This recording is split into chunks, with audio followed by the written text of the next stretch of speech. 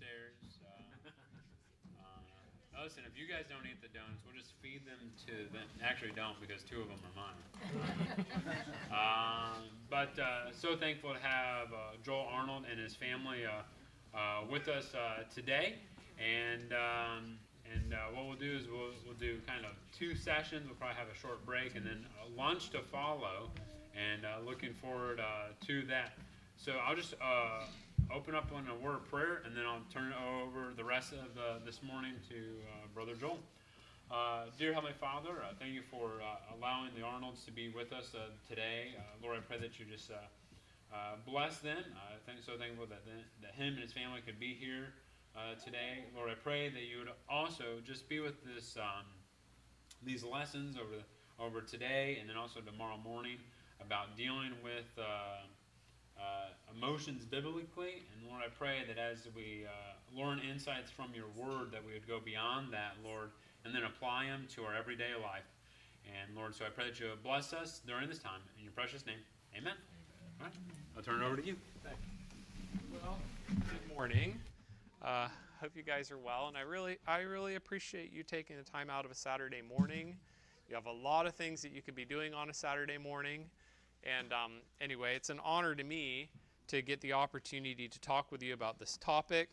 You know what? If I'm not loud enough, you let me know, and I can yell better. So anyway, I don't want to yell at you, but I want to project enough that you can hear okay. So anyway, give me any feedback that's helpful that way. But I do very much appreciate your time here. Could I get you, just for a starter, to turn with me to Hebrews chapter 6? And I'm just to introduce our topic and what we're looking at and why we're here. I'm going to go to Hebrews 6, and no worries, I'll put it up on the screen as well. But I am building, I guess, our starting point off of Hebrews 6, verse 19. And here it is. So the language that I'm going to go for is this comment right in the center. And you see this in verse 19, this comment, which hope we have as an anchor of the soul, both sure and steadfast. An anchor of the soul, both sure and steadfast. And that anchor of the soul idea fits what we're talking about here with our topic today. The topic being, I'll switch this. Our topic being the anchor of the soul, the Christian view of emotions. Okay, ponder that out for just a second. The idea of an anchor of the soul in relationship to emotions. How would an anchor be different, an anchor of the soul versus something like bedrock or foundation or something rock solid? Okay, so an anchor, I'm in the boat and I have an anchor down below, versus I'm standing on solid rock, bedrock, something that won't move at all. Those two ideas are actually a little bit different. What do you think? Andrew, what's hitting your head there? An anchor implies there's certainly some potential for some movement, but it's within a controlled radius. Nicely said. Some movement, but controlled, right? I know that's really solid. Like the bedrock idea, there's no movement at all, right? It's fixed. It's entirely. So you have this, in the case of I'm standing on bedrock, the sense that I'm not going to feel any of the ups and the downs. Yeah, I guess you could have an earthquake or something. The anchor metaphor, I still am feeling the waves. I can still feel, it's not a fully protected state. I still feel it. But it's also not unmoored. It's also not completely washed up. There's a control. And I went for that metaphor, but that metaphor actually is based in this biblical passage. This passage actually, it uses that language. And anchor, what we read here is exactly what you're thinking of, anchor. We have hope as an anchor of the soul, both sure and steadfast. Now, I'm not going to do a full exegesis of this passage. It is a really interesting passage. You can see The word hope here is in italics. That is to say, they are supplying the idea. And so if you read it straight, you'd have something like, we have fled for refuge to lay hold upon the hope set before us, which we have as an anchor of the soul. It is open-ended. And so if you're running upwards in the passage, what is the which, or what does it refer to? They're right on, of course. I mean, the hope is the most natural, technical word, antecedent. The hope is the most natural word it refers to. But it does attach going upward in the passage to bigger ideas up here. How about this? Two immutable things. God's own character and his promise. He made an oath. Here you get a lot of language in the passage, like confirmed and immutable. You get a lot of that kind of language and promise language. Here, we can just highlight some of these, but there we go. I mean, we've got promise here, we've got immutable, and we've got oath and strong consolation. We just have a lot. Here's the immutable word again. I mean, we've got a lot of language in here that's giving us the sense of rock solid, secure, steady, unmoving, unshaking. And all of that ultimately connects to a person, because look at verse 19 again. Which hope we have as an anchor of the soul, both sure and steadfast, and which entereth into that within the veil, where Jesus has already entered for us. So, I mean, I think in this kind of rich way, oh, no worries, thanks for coming. Stacking all of these ideas, I've got the hope, I've got the promise, I've got confirmation. You know, richest of all, I have a person. Jesus. And I do think some of the ambiguity in that word which, right there, kind of the open-ended, which we have as an anchor, it probably is designed to wrap all those things in there. The hope that I have, based on the promises I've received, confirmed by the declarations, the oaths that God has made, fulfilled by the person who has fulfilled all of that. I mean, it's like the whole package. That whole package we have as an anchor of the soul, which is sure and steadfast. And when I put that together, I think where I end up is that God has given me an anchor for my soul. An anchor for my soul that doesn't save me exactly from all the ups and the downs. Life still stings, and we still feel it. Right? So my salvation is not a salvation that delivers me from all and every form of struggle. That's not, I mean, it sounds lovely, but that's not a biblical idea. I still walk as a pilgrim on a broken planet, and I feel it. Okay, but I don't either have to be, to use Ephesians language, cast about by every wind of doctrine and ideas. Where one day I'm over here and the other day I'm over there. Where one day I'm doubting the existence of God and the next day I'm inventing my own. There's an anchor. One more thing I'd put in here. I put anchored hearts. The biblical language is stronger. An anchor of the soul, if you remember that. An anchor of the soul. And so what are we saying there? And sometimes when we hear soul language, we immediately go to kind of ghosty, imaginary, kind of Casper or something. I think the language of the soul really, it would be the whole person, maybe with a particular emphasis on the immaterial, or a particular emphasis on the me that you can't exactly see. And it absolutely is inclusive of what we might, in our modern framework, call emotions. Absolutely includes our emotions. And so now if I have an anchor of the soul, I have an anchor, maybe this would be a better way to say it. I have an anchor for the whole person. I have an anchor for all of life. And in our particular discussion here this morning, and today and tomorrow, the plan would be to talk through particularly our emotions. How do I have, or in what sense do I have an anchor for my emotions? Okay, so what I want to do is set the stage a little bit. I can show you just a partial window into where we're going with things. So this is part of a larger class. I've taught it a couple of different times in a class format. And these are the dates. I should take the dates out. This is from a previous time I did somewhere. Oops. Well, yeah, sometimes technology also will crash. So that's not the plan either. With those dates, or with those other sessions, the idea there would go that if you wanted to hear, yeah, this is a little bit annoying. Let's see if we can get it going right. Maybe I'll try crashing. No, try crashing it on purpose. Okay. And we'll end up with an entirely different set of content. Okay, hold on. There are other sessions that we could talk about, and so we're limited on time here, and that's fine. What I would say here is, if you are interested, if you look at any of these topics on here, and one of these topics is of some interest for you, can you just let me know? And I'm more than happy to send you recordings of any of these topics. I'm happy to send you the handouts. I'm happy to send notes and whatever.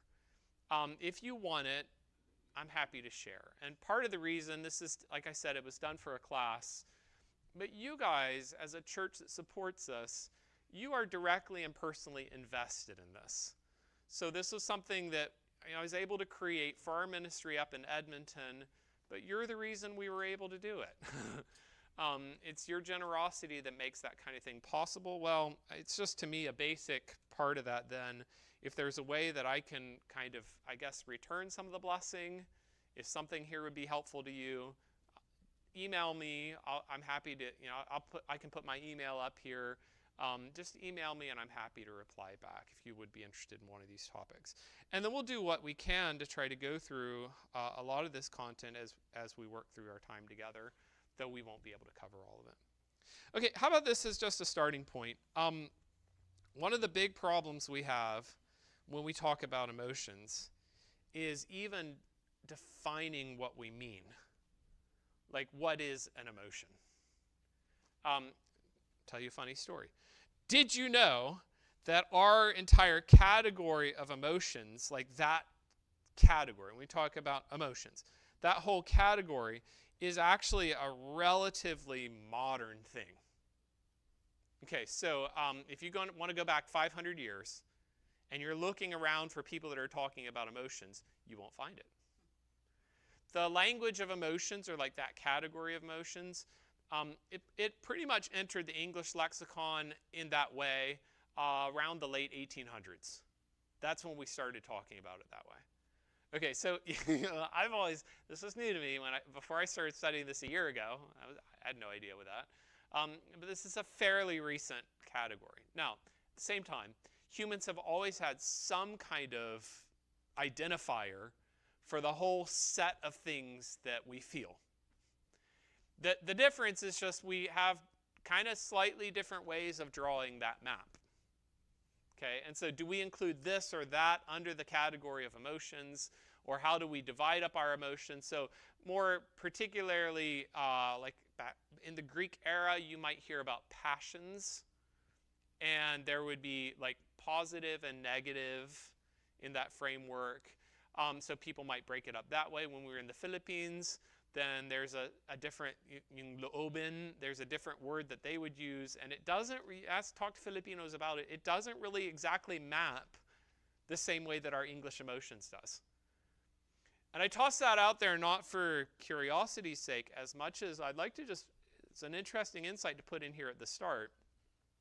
Realize that my experience and yours is already shaped by a lot of, honestly, fairly cultural frameworks that were handed to us through different models or views, some of which just popped into the lexicon in the last 100 to 150 years.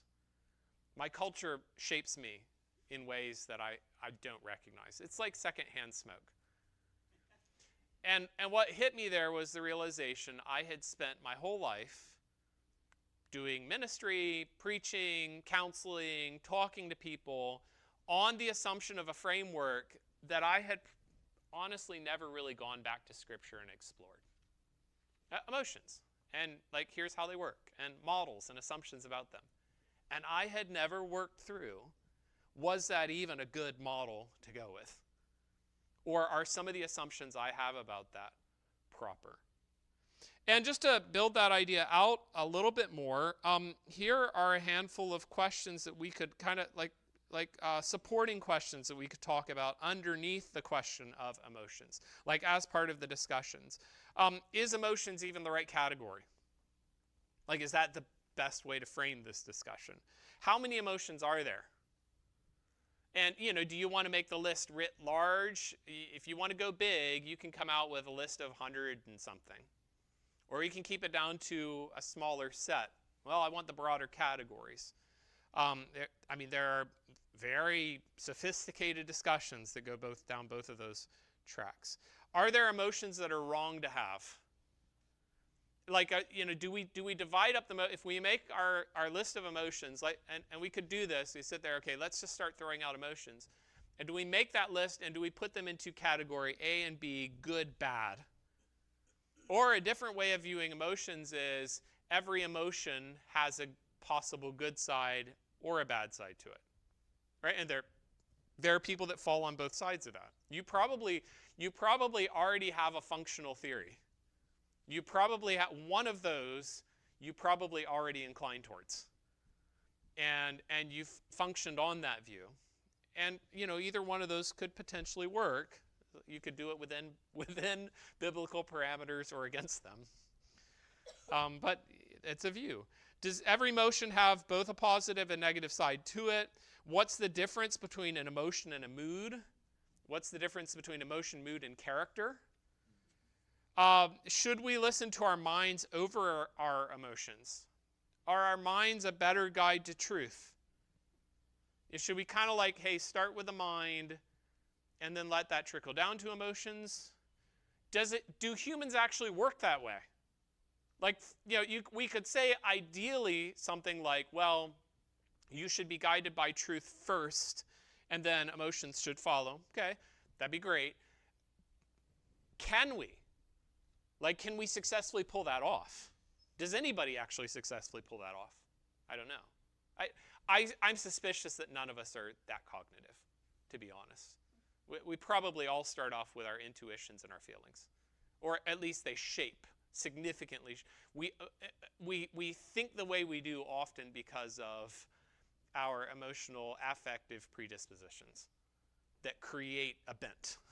And then it shapes the way that we want to engage with truth, realistically. Okay, just a handful more. How different are our inner experiences from one another? Sorry that this text is kind of small, but I'll read it out loud. So, just to give an example, like, do Swedes have a very fundamentally different experience of emotions than 21st century Americans? Do my Filipino friends feel and experience the world significantly differently from me?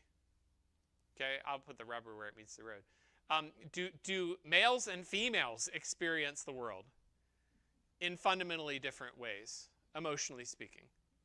See, and some of our intuition is, oh yeah, we're massively different. But at the same time, you could really overplay that, couldn't you? Where you end up with a sort of a thing like, well, my wife and I, we're almost like different species. We almost can't communicate. Like, she doesn't understand me, I don't understand her. Our views of the world are just that different. And if you go far enough down that track, you're going to mess up some marriages, right? I mean, because it's got to be possible to, we are different, but it's got to be possible to communicate across that divide. And it also has to be a genuine recognition that couples can be really different. I just talked to a guy last week, and he's like, you know what, I'm the emotional one in my family. Like, that can exist. And not every couple works the way that, my wife and I do.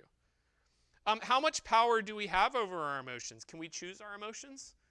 Do our emotions just happen to us? Like, I mean, it is a little discussion that goes down this track. The feeling sometimes when you're really struggling with a thing that you wish you could kind of reach over and turn off your emotions, like a little button back here, just kind of reach back there, you press that button, and the emotions turn off for a while. Do we have that kind of power? Would it be good if we did? Would it actually be helpful to have the button? Should I repent for feeling a certain way? In other words, is sin just a matter of a choice, or are there feelings that are sinful? How are emotions linked to the rest of our natures? Are emotions physical? Are they linked to thinking? Are they linked to ideas? Does it go the other way? Can the ideas create our feelings? Can our emotions create our ideas? Or I'll just end with this one. How about this? Is love an emotion? And we could probably create a fairly vigorous, I'll pause there for a second. We could create a decently vigorous debate around this one. Someone want to give me a yes, and someone else want to give me a no. Is love an emotion, or is it not? There's an argument that goes both ways. I mean, there are good arguments that go both ways. Anybody? What do you think? Is love an emotion? Yeah. You're thinking something, Kelly. I see it. Well, let me go the other way since I heard a yes. All right, it's great. It's a choice. You're a good teacher. You must do this or something. Okay, sorry. It's a choice. How so? Why that?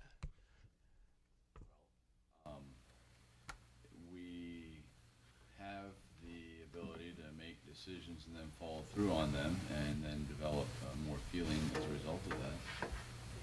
Yeah, great. You've already gone straight to the next level of complexity on that, I think, which is great. Yeah, if I get something like, I married my wife 16 years ago, and we were in love, but over time, we've just sort of fallen out of love, which we haven't, but we were married 16 years ago. So, over time, we've fallen out of love, so it's just not there anymore, so I think it's time to end the relationship. You hear that logic absolutely out there.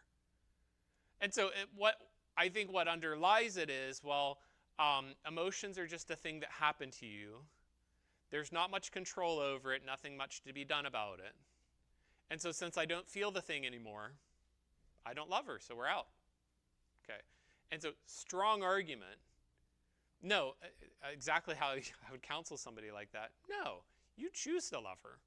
You need to choose to love her every single day. Choose to love her over and over. And so therefore I have a choice component to it.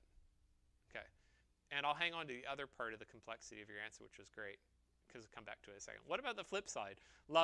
So if I do the full-on volitional thing, love is a choice, I can see where that goes wrong. Thoughts? Yes? Well, I was the one that said yes, that is an emotion, only because I've been learning recently about trying to develop healthy emotions, and one of those ways is focusing on the fruit of the Spirit. And the first word in the fruit of the Spirit is love, joy, peace. Those are emotions to me. But maybe I'm wrong. I guess that's why I'm here today. Fair enough. Fair enough. Any other thoughts on that track? I think there's, like I said, there's an argument that goes both ways. I think this argument is great. I think there's another. I would not be satisfied with only one side of it. Yes, what do you think? Because I do think what my husband said about it being a choice, but I think also there is that feeling often first. I'm thinking when I had a child, I didn't think, I am choosing to love this baby. The feeling was just there. It wasn't like I chose to do it. It happened to me. Is it not intriguing a little bit? Like, that's really fascinating. Make the distinction between you had the baby versus like a dating courtship part of that, And my wife is the only person in my family that I ever chose to be related to, right? Everybody else, I'm just related.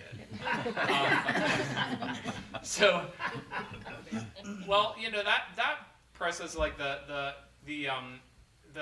courtship process and finding a spouse and all that has a little bit more of a volitional component to it. So I have more choice there.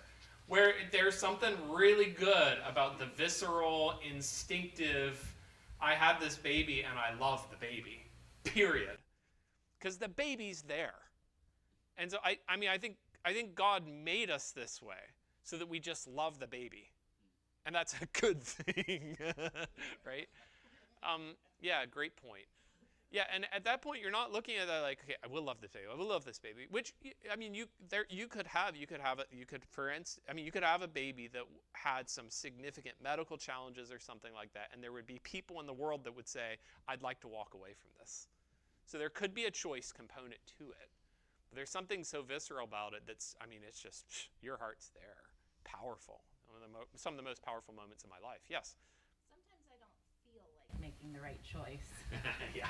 Like I want to go do what I want to do, but if love is patient and kind and thinks of others and less of self, then sometimes I say, this is what I feel like doing, so I guess I should probably go invest in other people right now because I'm choosing to love them. Just love it, in spite of the feelings.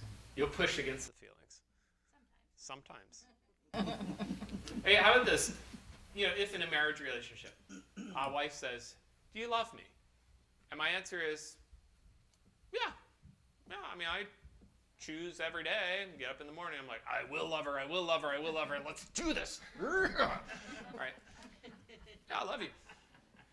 Chances are she'll feel a little disappointed, or at least she'll express some concerns about the state of our marriage.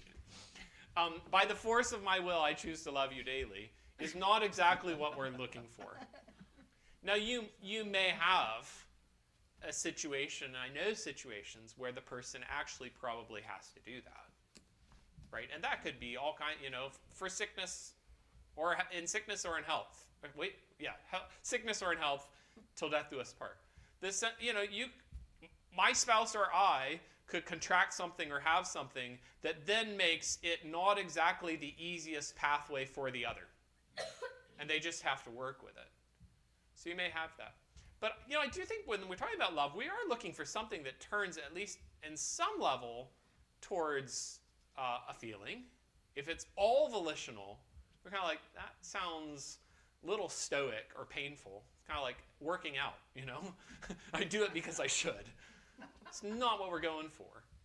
But if we go all on the other side now, we're like, well, I don't feel the feelings anymore, so I guess this is over. Something got broken. Ultimately, what we're going to do is we're going to go where Kelly started us off. And that's this idea that you will make choices that over time stack up and incline you towards feelings. You want the feelings to happen. I mean, you need the feelings to happen. But you make choices that incline you that way.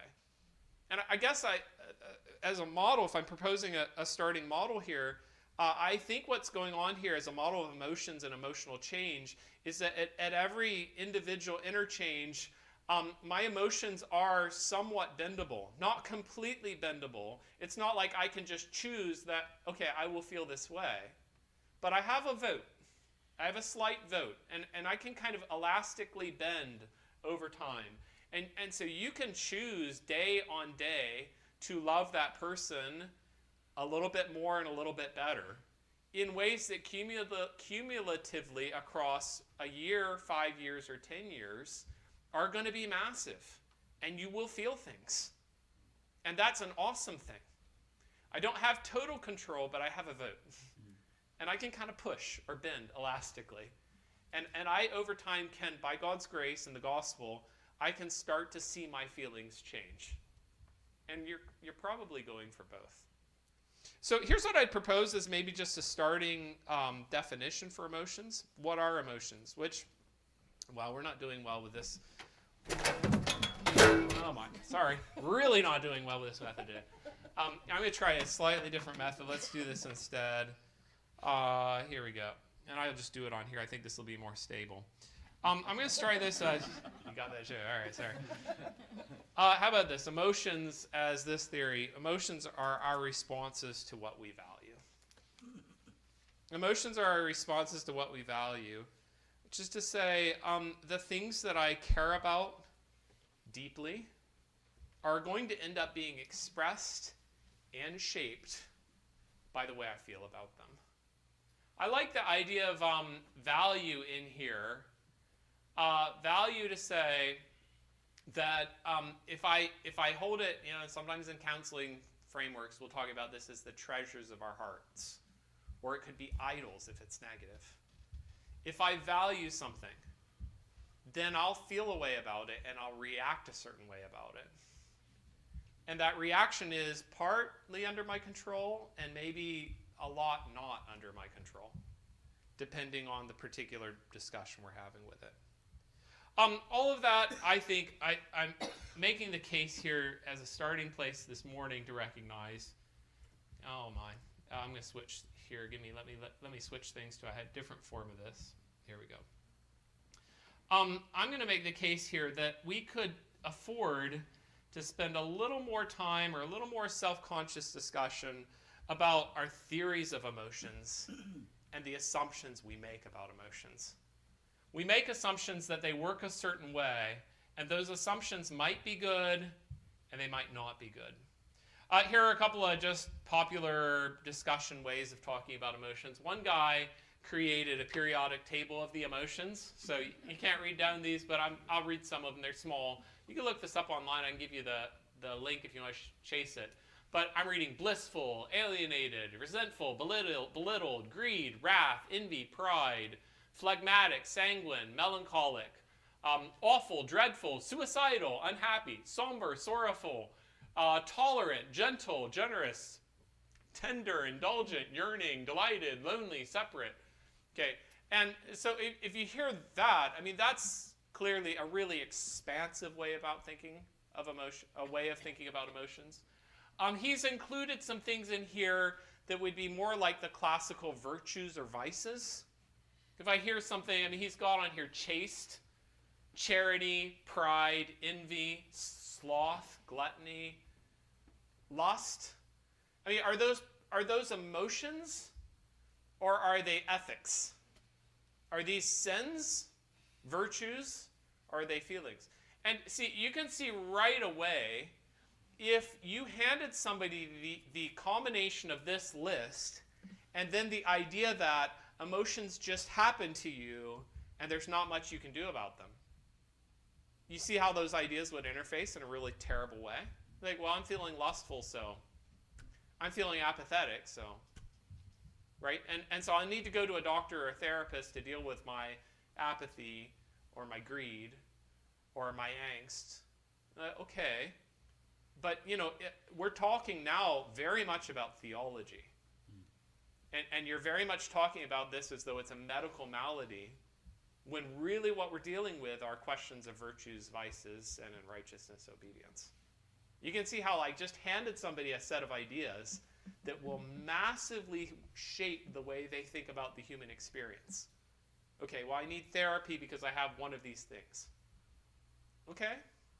But recognize that you just made some big assumptions there. And Scripture will say to you about this or that sin, stop it, essentially. Okay, I got to grapple with that. Here's a more, if that's an expansive way about thinking about emotions, and here are some of the other philosophical ways that get around. So this is someone who proposed this is a more biochemical way. And, you know, he's suggesting here the combinations of dopamine, serotonin, noradrenaline, and then the combinations of each one of these things is going to build enjoyment or fear or anger or surprise.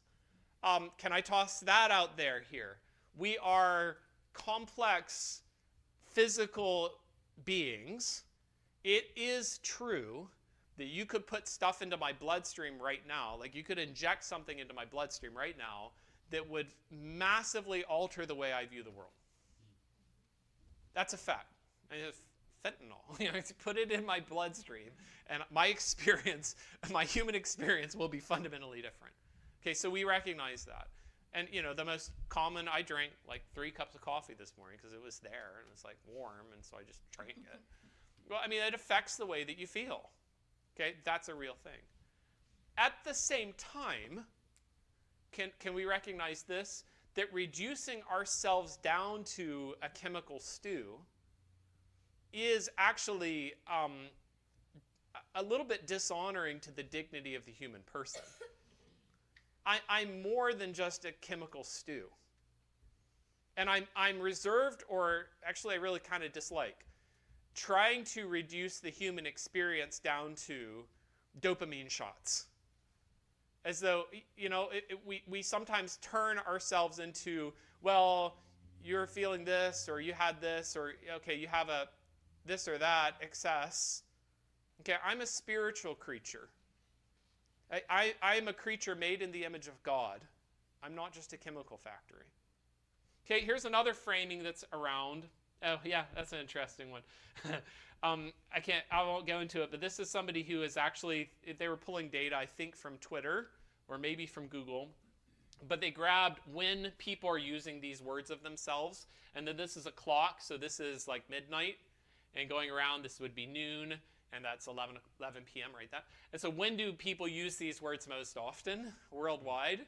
And they're recognizing some patterns in the human experience, that there are certain times when we tend to feel certain things in the aggregate. But I mean, that's an interesting circadian rhythm things. It's an interesting recognition that I am an embodied creature. And there are times when we all will feel tired around 10 p.m. We all probably will feel a little like, I could use a nap around 1:30 or 2 right after lunch. Okay. So, I mean, it does absolutely affect us. We are embodied creatures. This one you've probably come across. You recognize what it's from? Inside Out. How many of you recognize the graphics for it or the movie for it? Yeah, it was maybe more common, I don't know, 5-6 years ago. So there was Inside Out 1, Inside Out 2. If you watch those movies, behind the scenes of those, pun intended, there is actually a whole framework for thinking about emotions. It's called the basic theory of emotions. And it's this view that our emotions are embodied, fair enough, that the only recognizable emotions would have to be things that you can identify through facial expressions. Complicated. The reason why is because they would view emotions as having fundamentally an evolutionary base. We developed our emotions because as we developed as a species, we needed to be able to communicate with one another, what things were okay to eat, and who were our spouses in the community, and what things were bothering us. And so facial expressions connected to the physical, connected to evolution. And you realize actually that the current prevailing theory of emotions that's secondhand smoke in the mind, or that we're all kind of a little bit affected by, actually does have a bit of an evolutionary base. Okay, again, just want to put out there as a starting point, this discussion can be complicated, and it actually can be a little bit dangerous if we're not watching out for it. Okay, so can I instead find a way to get a more biblically rooted framework for emotions? Okay, here's a suggestion I'd throw out to you. Consider reading through the Bible, the whole Bible potentially. Consider reading through the Bible and looking for emotions. Or if you wanted a more controllable way to do it, consider reading through the Psalms. And my wife did this last year, I think. And she looked for, I think she ended up identifying 5 or 6 different emotions that she chose to go for. So you can do like fear, anxiety category. You can do love. You can do joy, sadness. And recognize something probably controllable would be good. Maybe 3 or 4, and get 3 or 4 different color pens.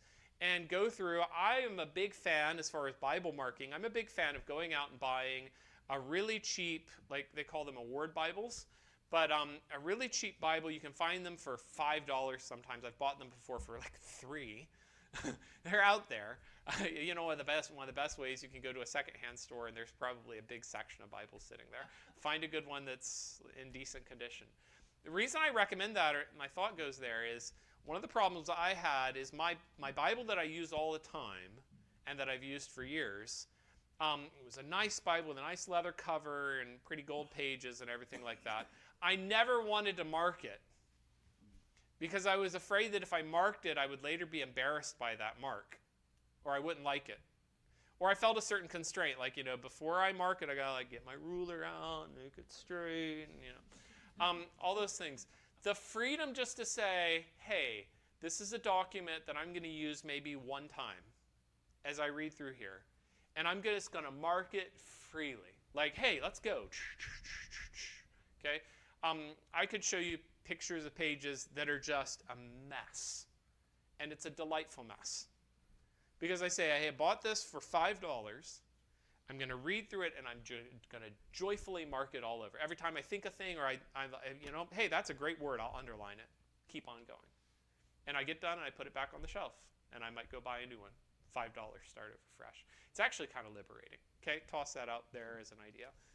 And try reading through the Bible your next read through with maybe 3 or 4 colors and just looking for emotions. I think one of the things you'll discover is that God talks about emotions a lot. God talks about emotions a lot, and he cares about our emotions. Our emotions matter in ways that are fundamentally shaping, and in ways that you and I ought to take time to think about. I'll propose here what I think is a biblical framework for thinking about emotions, or at least a starting model. If you actually go through and you start looking for the biblical words for the human person, you'll end up with something like this. Now, my order there's nothing special going on with the order. Nothing special going on with the colors. My point in doing this is to say, Scripture does not divide up the words for the human person in nice, organized ways like a waffle. I really can't look at my person and be like, so my soul is here, and my spirit is there, and my body. And you can't really divide yourself up either. Like, okay, we have 4 parts. Because you start looking at some of the lists. Love the Lord your God with all your heart, soul, mind, and strength. I see 4 there. You might go somewhere else and it might talk about body, spirit. Might go somewhere else and talk about spirit and body. Soul and body. All these combinations. My person doesn't exactly break up in a way that I can kind of like organize like that. Another way of saying this is we are integrated persons. We're complex organic persons. Our persons are systems. Our whole person integrated together in one. Every aspect of us affecting every other aspect of us. I can eat things that will change the way I feel. I can lack sleep and start having all kinds of mental, emotional problems. All of these things affect us. If I was going to try to simplify, this is a common, and it's a fairly modern way of setting it up, but it's a common way to think about it. Mind, will, and emotions. It's reasonable, I suppose, as just kind of a starting point, I guess. But it works here to contrast 3 different ways that we kind of tend to think of ourselves. One framework goes, well, the human, like the proper ordered human person is a person who is mind over everything else. Historically, Stoicism represented this as a philosophical movement. There are whole philosophical approaches or views of human flourishing that work like this. So start with your mind, everything else will follow. If I put this into kind of counseling or philosophical terms, you'll hear this as, well, if you're having emotional issues or other types of issues, then fix your theology and everything else will follow. Okay, now, I'm a huge fan of theology. And I do think our theology constrains or controls or shapes our experience of life fundamentally. At the same time that we can recognize that sometimes a person may be having struggles or challenges, and it may not actually be starting with their theology. Okay, so you might be chugging along. Your theology needs help because we're all sinners, but you're chugging along, and suddenly physical issue comes into your life. What did it just do? It shook your theology. But yesterday you were doing great, and today you're struggling. Maybe your theology didn't change per se, but a situation came in that shook your theology. Okay, so is this the framework? Is it just mind over everything else? Well, I would start out to say that you absolutely need to get good, solid truth into your heart. But I don't know that I can trust my mind. My mind is also broken. My mind has an issue. Okay, how about this framework? Is it just about will? In other words, maybe the problems that we have as humans are that we just need to start making better choices. Okay, so the practical expression of this would be, I'm having some struggles, I'm having some difficulties. Someone says to you, well, listen, you just need to choose to do the right thing. Just choose to do the right thing and go forward. Okay? And the notion of this goes, it starts with a choice. It's all about a choice. Do I agree with that? You know what? Sometimes you absolutely need to make the right choice, and sometimes you absolutely need to go forward. I mean, you need to, by a volitional choice, say, we said earlier, I will choose to love this person. I don't feel like it. It doesn't seem like it makes sense, but I will choose to love this person. At the same time, though, that my chooser is also messed up. My chooser is broken. Right? So sometimes I want to choose the right things, but I don't.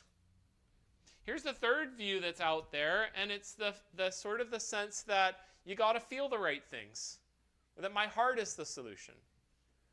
This would express sometimes if I say something like, well, in order to be in the right place, I need to feel closer to the Lord.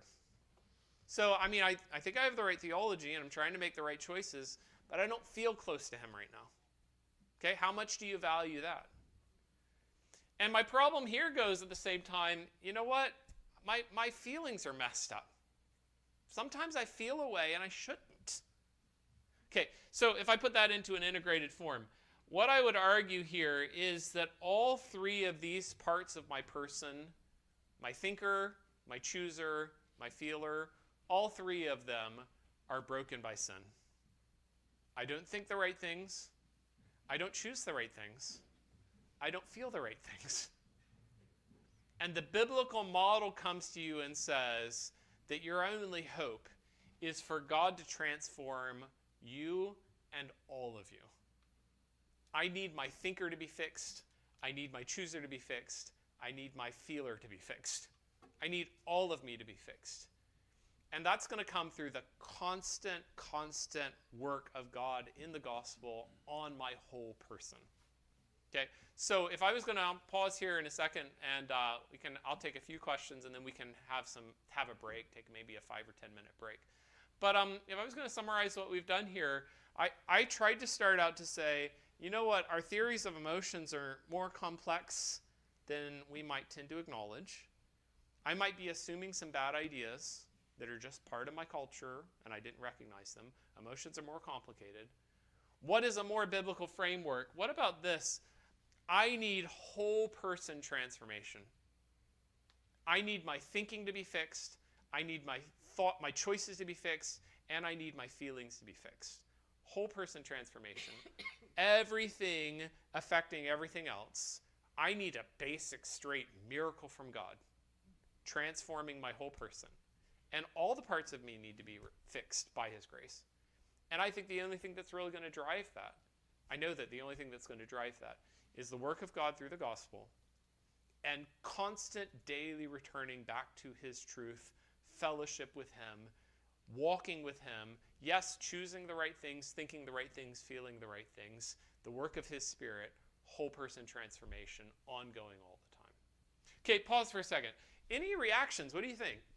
Comments or interaction you want to have about any of that? Any questions that it raises? Anything that hits your head as a concern or a thought or a question you want to follow up there? Any interaction you want to have there for a moment or two? How about this? I'll just toss this at you as a question. When you have a struggle that's going on in this arena, what's your instinct? What do you tend to go for? How do you react? Where do you tend to start? I'm feeling depressed. I'm feeling anxious. I'm feeling angry. I'm feeling hurt. What's your heart instinct? What are you tempted to do? And what do you think maybe would be the healthy direction to go with it? What might be a natural starting point? What might be a better starting point? Yes. I need to pray when I'm feeling any of those feelings. Excellent. Do you ever have those times when you're feeling those things and you very much wish that you had somebody you could talk to that would understand? Yes. You're like, well, in fact, I do. No human on the planet really is going to get it. Not even a really close relationship with a spouse is going to really get it. Okay. But I have a person who knows the inside of my heart. So a phrase that started to become precious to me, God is the Lord of my emotions. He's the Lord of my emotions, meaning he has control over my emotions in a way that I don't. He also has right and authority over my emotions. He can tell me what I ought to be feeling. And I ought to follow, submit to, and obey his authority over my emotions. God is the Lord of my emotions, and that's a fabulous thing. Well, that includes that he has knowledge of my emotions. So he knows how I feel about a thing. And he can speak to that, and I can talk to him about it in prayer. Excellent. What I ought to do is pray. Other thoughts? Andrew, what are you tempted to do, or what might be a temptation? I would be sometimes excessively rationalistic at times. Yeah. To the point where you sometimes need to, not reduce it down to simply just trying to. Sometimes it's helpful, sometimes it's not. So. Excellent. Yeah, I can recognize. I think we probably can all recognize at least parts of ourselves that do this. We might have a certain thing going on, and so I'll philosophize my way through it, analyze my through. Okay, so why am I feeling this way? What's going on here? How ought I to be feeling? Yeah, you can go to on it, and sometimes that has its own form of brokenness, because it can be turning inward in a way that's just going to make things worse. So kind of spiraling down. What do you think is the antidote to that? The opposite of, it's fair enough to take some time and ponder what's going on, but I think there's a proper antidote to that. Any thoughts there? A proper antidote to the turning inward over analyzing thing. Yeah, I speak scripture to myself. Excellent. And hope in the Lord, or what sort of things are good, lovely. Is this good that I'm dwelling on, and is it true? Is it a good report? Excellent. Kind of thing. That's really good. Yeah. Please go ahead, Kelly. I go along with this too in saying, asking God to help us think on those things too, because the mind is so quick and easy to get distracted from the truth, from God's word. 100%. So ask him for insight as you read his word, even insight as you're talking with him, that he bring thoughts to your mind Love that it. help you do those things. Love it. Excellent. I just found that in the last, 2 days, was thinking through something, and I found that really helpful. Lord, help me refocus my thoughts. That's really great. One comment I put in here that's interesting. That was helpful to me. We put the arrows across. Recognize that I tend to think about the things I think about, or I'll focus in. A lot of that tends to be driven by this. So the kind of the model that says, well, mind over emotions, think these thoughts, and the feelings will follow. Okay, sometimes the causation flows that way. Sometimes, most of the time, probably it flows the other way. I value, why am I bothered about this thing? Why am I thinking about this thing all the time? Why am I worrying about this thing? I'm worrying about it because it touches on a value. Right? And so I value this relationship, or I value somebody's esteem of me, or I value money. I'm worried about those. So I worry about those things, so I think about those things, and then I make choices accordingly. Right? It can flow around this way too. And probably more often or as much flows around that way. Great. Going back to what you said, trying to think God's thoughts after him, something I found really powerful and helpful is praying out loud through the Psalms. So I put both of those comments, or multiple ideas in there, are on there are 3 different ideas in there. They're all important.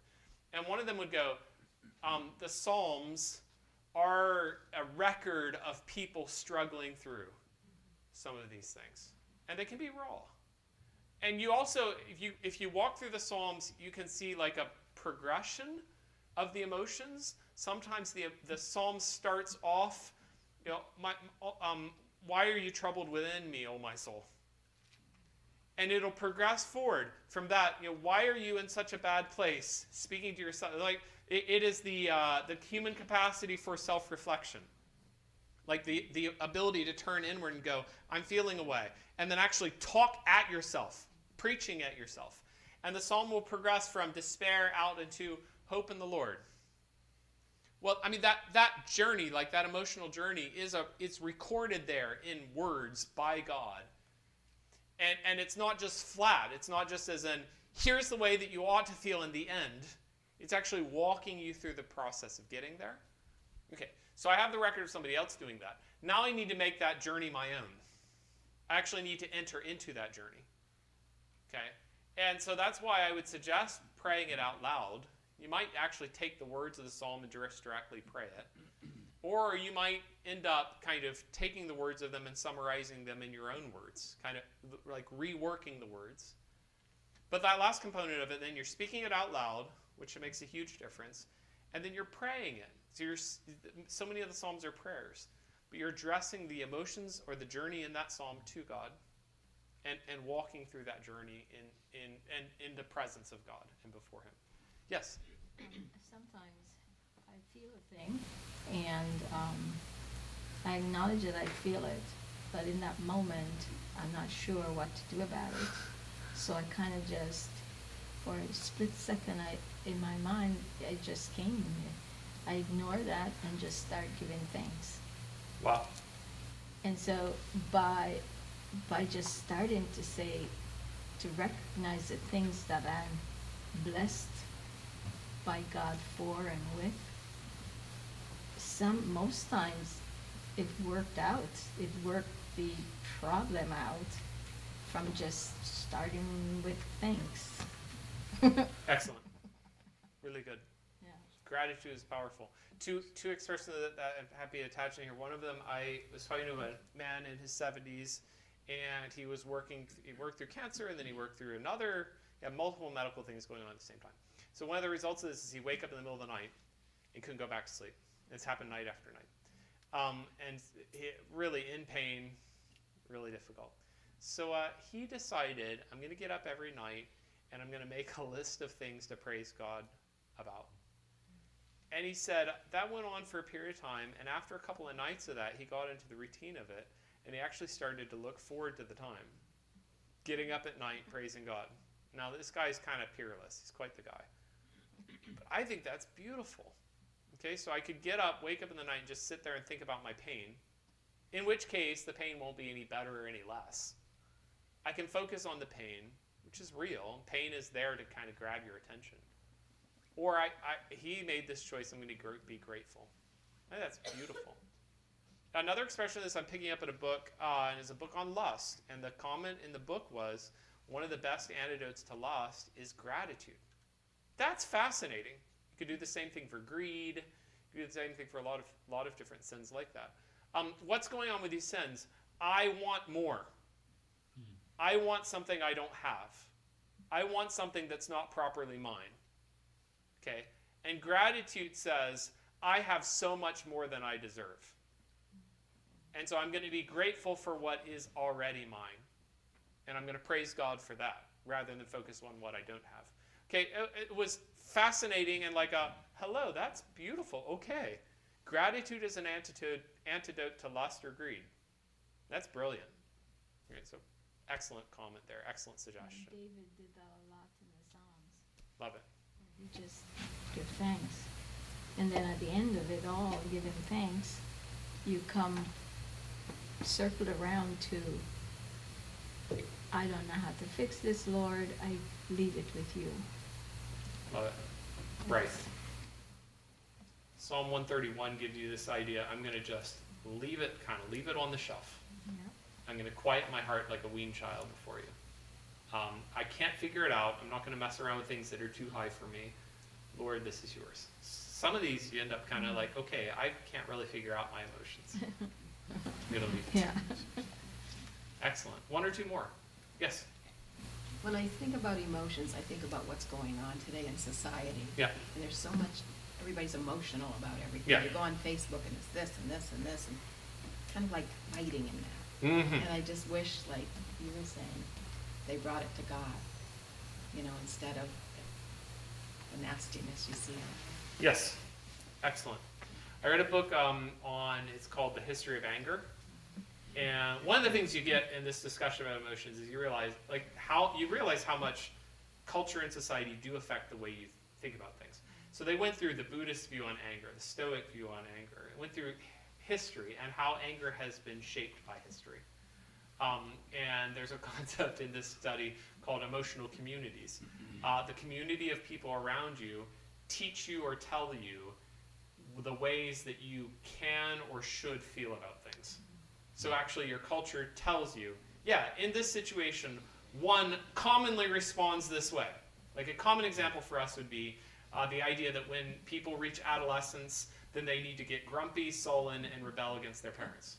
Where do we get this? See, now, but you hand a person a script. Oh, well, you're a teen now, so you're probably going to rebel. They're like, okay, I guess that's what I should do. Dumb. Okay. Well, similarly, she went on to say, our current contemporary context is a particularly angry context. Because while we might talk about a lot of tolerance, our response is outrage when we see things that we don't like. Okay, fair enough. Probably in the history of ideas, that's maybe a thing that's gone a little out of balance. Okay, I don't like X, Y, Z, so outrage. And I ought to put a little biblical framework around some of that. It's a great concept. Okay, I appreciate some of these ideas. One of the thought I was going to toss in there in respect to Andrew's idea, the idea of when I'm dealing with a thing, I have a tendency to spiral in. I definitely recognize that. Think about it, think about it. I think for me, probably what that's going is, well, if I think about this long enough, I can figure it out. I think that's what's happening there. If I think about this long enough, I can figure it out. And I think the proper antidote to this, I'm preaching at myself here, the proper antidote would be, or the opposite of it, might be love. In the sense that what I'm doing when I'm doing this is I'm focusing in on me. I'm going to look at my insides, and I'm going to try to solve that problem.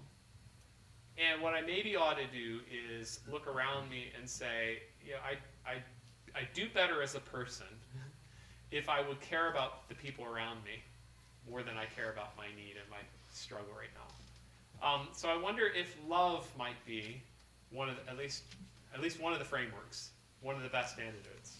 I think the other one might be humility. Brilliant. Excellent. And I think humility attaches, doesn't it? Do you ever hit the false humility? Oh, I'm a worm. Oh, I'm so stupid. Well, you know, what's that? It's actually not humility at all, because who are you thinking about? You. Okay, so the rich biblical framework for humility is stop thinking about yourself. And it's related now to that same humility and love are like this. Stop thinking about yourself and go serve people around you. Okay, I'm going to pause there for now.